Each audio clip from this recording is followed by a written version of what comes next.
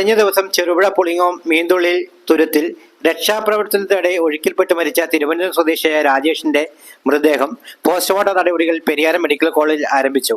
ശനിയാഴ്ച വൈകുന്നേരമാണ് തേജസ്വിനി പുഴയിൽ രക്ഷാപ്രവർത്തനം നടത്തുന്നതിനിടയിൽ രാജേഷ് ഒഴുക്കിൽപ്പെട്ടത്. തുടർന്ന് നടത്തിയ തെരച്ചിലിൽ ഇന്ന് ഉച്ചയോടെയാണ് മൃതദേഹം ലഭിച്ചത്. പിന്നീട് ജനപ്രതിനിധികളും ജില്ലാ കളക്ടറും ഉൾപ്പെടെ ഇടപെട്ടാണ് പോസ്റ്റ്മോർട്ടം നടപടികൾ വേഗത്തിലാക്കിയത്. പെരിയാരം മെഡിക്കൽ കോളേജിൽ പോസ്റ്റ്മോർട്ടത്തിന് ശേഷം മൃതദേഹം സ്വദേശമായ തിരുവനന്തപുരത്തേക്ക് കൊണ്ടുപോകും.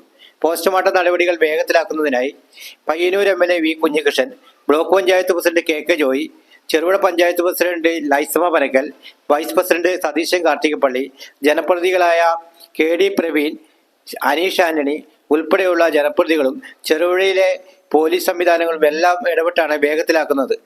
ഇതിനിടെ തിരുവനന്തപുരത്തെത്തിയ രാജേഷിന്റെ ബന്ധുക്കൾക്കും തിരിച്ച് നാട്ടിലേക്ക് പോകാനുള്ള സൗകര്യങ്ങളും അധികൃതർ ഇടപെട്ട് ചെയ്തു നൽകുന്നുണ്ട്. പോസ്റ്റ്മോർട്ടം നടപടികൾ പൂർത്തിയാക്കി ഇന്ന് 6 മണിയോടെ തന്നെ പെരിയാരത്ത് നിന്ന് മൃതദേഹം തിരുവനന്തപുരത്തേക്ക് എത്തിക്കാനുള്ള നടപടികളാണ് സ്വീകരിച്ചുകൊണ്ടിരിക്കുന്നത്. ഡോറടച്ചില്ല.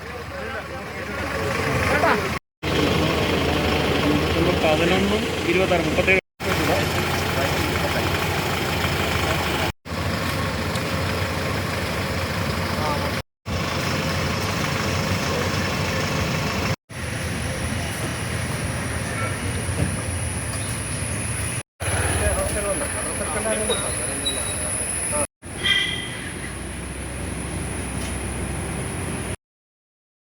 അടുക്കള ഇനി സ്മാർട്ട് ആക്കാം. അടുക്കള ഒരുക്കാൻ ഇനി സ്റ്റൈലൻ വഴികൾ. നിങ്ങളുടെ പ്രിയപ്പെട്ട ഗൃഹലക്ഷ്മി ഇതാ പുതിയ ഭാവത്തിൽ. Pressure cooker, gas stove, induction cook top, mixie തുടങ്ങി അടുക്കളയിലേക്ക് വേണ്ടതല്ല. പ്രമുഖ ബ്രാൻഡുകളുടെ സ്റ്റീൽ, അലുമിനിയം, സെറാമിക്, ബ്രാസ് ഉൽപ്പന്നങ്ങളുടെ വമ്പിച്ച ശേഖരണം ഇപ്പോൾ ഒരൊറ്റ കിടക്കീഴിൽ.